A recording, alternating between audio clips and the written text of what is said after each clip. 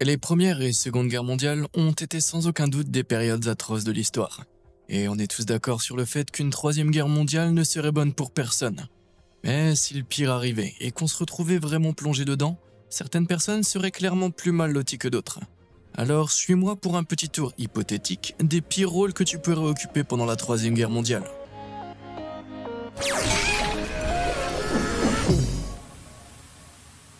Mais avant de commencer, au nom de toute l'équipe de Trucs de Fou, je tiens à exprimer notre sympathie pour toutes les personnes affectées par les conflits en cours.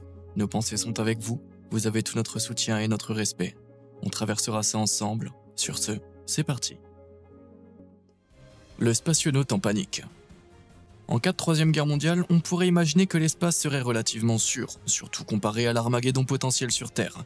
Mais ce serait une grossière erreur. En réalité, les astronautes seraient peut-être plus mal lotis que pas mal de gens sur le plancher des vaches. Tu vois, aujourd'hui on dépend énormément des satellites pour à peu près tout. Il y en a plus de 7500 qui orbitent autour de la Terre, et sans eux, ce serait le chaos. On perdrait le réseau téléphonique, internet, l'ensemble de notre organisation militaire, et j'en passe.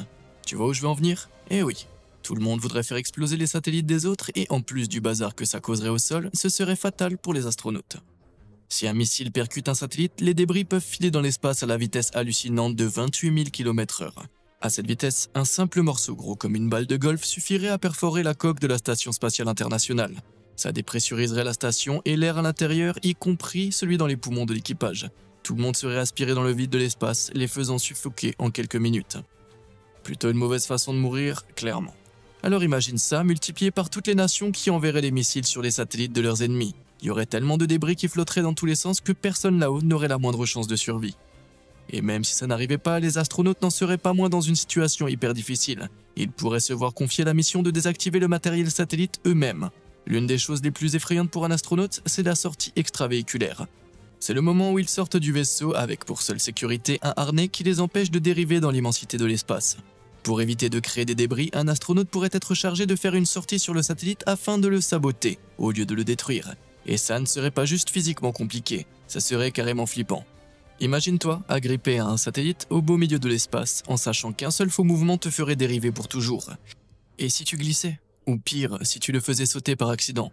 Je ne vois pas de pire cauchemar que de dériver dans l'espace seul, avec l'oxygène qui diminue peu à peu. Mission d'enfer. Les forces spéciales, tout le monde les connaît. Ce sont des soldats les plus compétents, les mieux entraînés. Les unités spéciales varient selon les pays, mais toutes reçoivent une formation poussée dans un large éventail de tactiques de combat et d'infiltration. Les recrues du Special Boat Service britannique par exemple doivent se soumettre à un test d'endurance de 4 semaines qui se termine par une marche de 40 km et seul 1 sur 10 arrive au bout. Les Spetsnaz russes quant à eux s'entraînent en courant sur des parcours d'assaut ou sous de vrais tirs. On est loin du camp des scouts, c'est vrai. Mais à ce niveau d'entraînement brutal, quand ils sont sur le terrain, les forces spéciales frappent vraiment fort. Après tout, ce sont les Navy Seals américains qui ont éliminé Osama Ben Laden en 2011 ainsi que d'innombrables autres missions à haut risque toujours classées secret défense aujourd'hui. En cas de troisième guerre mondiale, ces soldats seraient donc envoyés sur les missions les plus difficiles, les plus mortelles que l'humanité ait jamais vues.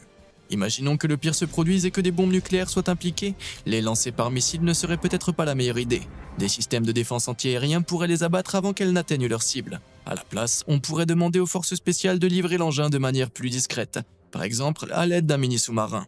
Ces petits submersibles sont utilisés par les Navy Seals et peuvent transporter 8 soldats, avec juste assez d'oxygène pour tenir 24 heures sous l'eau.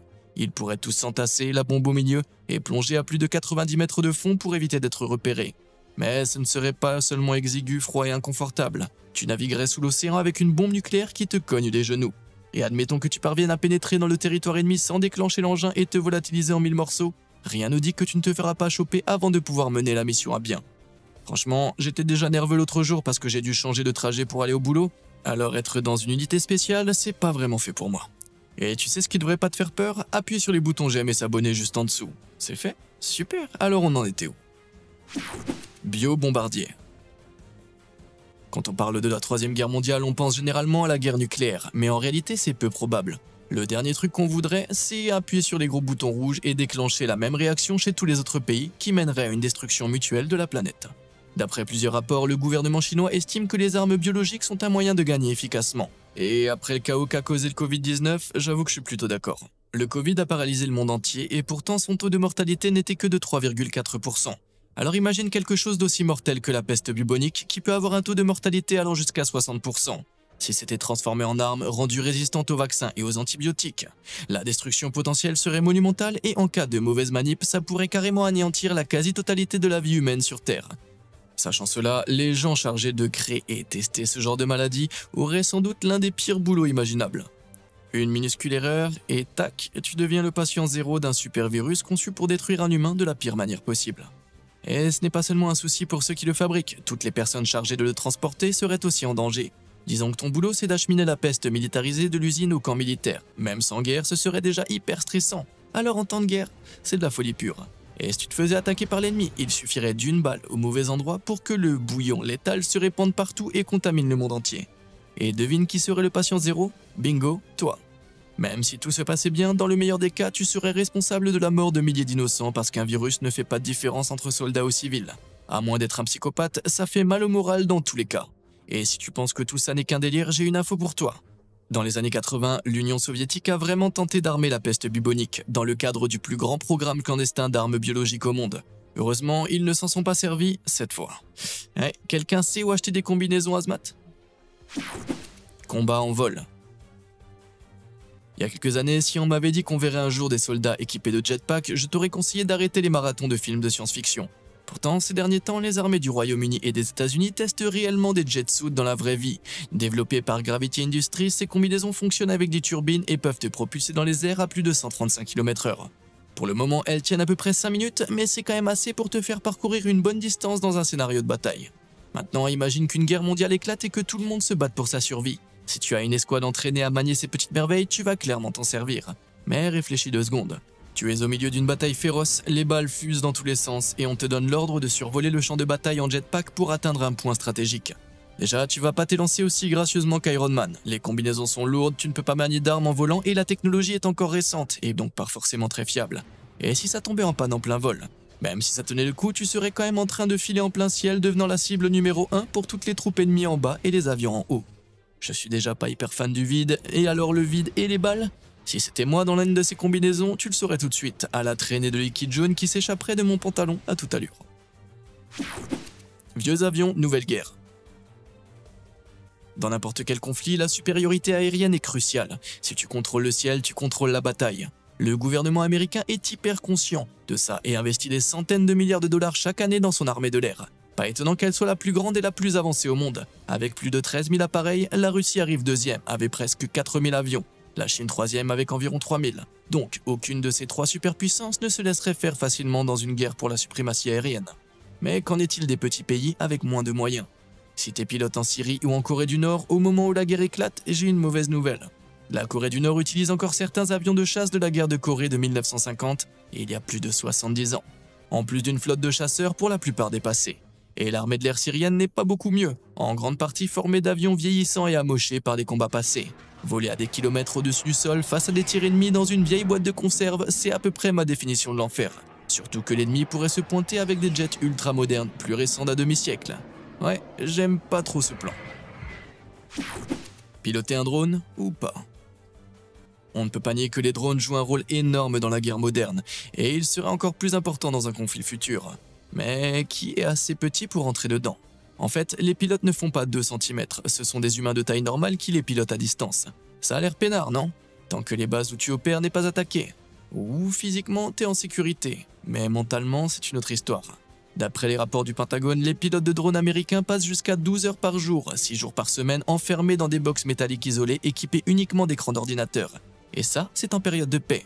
On ne leur explique pas forcément le but de leur mission. Ils n'ont pas de camaraderie quand les soldats sur le terrain, ils restent juste là à exécuter les ordres à travers la caméra du drone. Souvent, des ordres qui impliquent de tuer des gens. En plus de ça, quand ils voient leurs coéquipiers blessés, ils ne peuvent pas les évacuer en lieu sûr, ils ne peuvent que regarder, totalement impuissants. Tout ça fait que les pilotes de drones affichent des taux de stress post-traumatique similaires à ceux des pilotes de combat. Que ce soit pour éliminer des cibles clés ou pour larguer une bombe sur un territoire ennemi, une chose est sûre, piloter un drone pendant la 3e guerre mondiale serait incroyablement stressant. Si tu te rates d'1 centimètre sur la visée, tu pourrais faire exploser tes propres troupes. Ouais, c'est plus vraiment un joystick, c'est un bâton de dépression. L'infanterie en folie. Même si la cyberguerre prend de plus en plus d'importance, la guerre classique conservera probablement un rôle dans un conflit mondial. Si tous les satellites sont détruits, les missiles guidés ne fonctionneront plus, et le monde retournera à une ère pré-GPS, pré-Internet. Comme les deux premières guerres mondiales, mais avec du matériel un peu plus perfectionné quand même. En clair, si tu es soldat en première ligne pendant la Troisième Guerre mondiale, le danger va franchir un tout autre palier. Fini les temps des fusils à verrou roulant où il fallait recharger chaque balle pour les attaques à courte et longue portée. Aujourd'hui, on vit une époque où un sniper peut se planquer à distance et utiliser des balles autoguidées. Des balles dotées de mini-ailerons qui corrigent leur trajectoire en plein vol pour atteindre des cibles illuminées au laser à plus d'1 kilomètre. Mais cette technologie militaire avancée a un coût. Armer les troupes coûte beaucoup plus cher qu'avant. Au début du XXe siècle, les pays pouvaient se permettre de remplacer constamment les soldats tombés au combat. C'est pour ça qu'entre la Première et la Seconde Guerre mondiale, environ 30 millions de soldats ont perdu la vie, sans compter les civils. Avec l'équipement moderne qui coûte très cher, ce ne serait pas faisable dans une Troisième Guerre mondiale. Donc, sans un flux continu de soldats pas chers à envoyer en pâture, les batailles seraient probablement plus rapides et bien plus décisives. Les tactiques ont aussi beaucoup changé. La guerre des tranchées est largement révolue, mais la guerre des tunnels reste une stratégie solide dans des régions comme le Moyen-Orient. L'État islamique, par exemple, a creusé un réseau immense de tunnels à travers l'Irak, obligeant les troupes occidentales à s'y aventurer en étant désavantagées. C'est sombre, claustrophobe, et un faux pas peut déclencher une mine piégée qui ferait s'effondrer toute la structure. Heureusement, des robots légers comme le Dragon Runner sont maintenant utilisés par les démineurs. Ils peuvent se déplacer sur des terrains accidentés et désamorcer la bombe à distance ou encaisser l'explosion. Mais si t'es toi-même profondément sous terre, un petit robot ne te sauvera pas si le plafond te tombe dessus. Pas de lumière au bout du tunnel donc.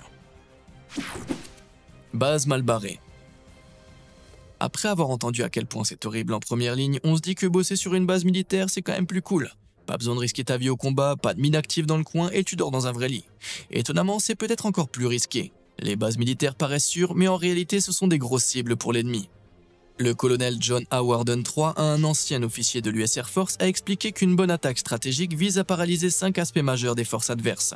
2 de ces aspects sont l'infrastructure et la puissance militaire. Et devine où on trouve les deux? Bingo, sur une base militaire.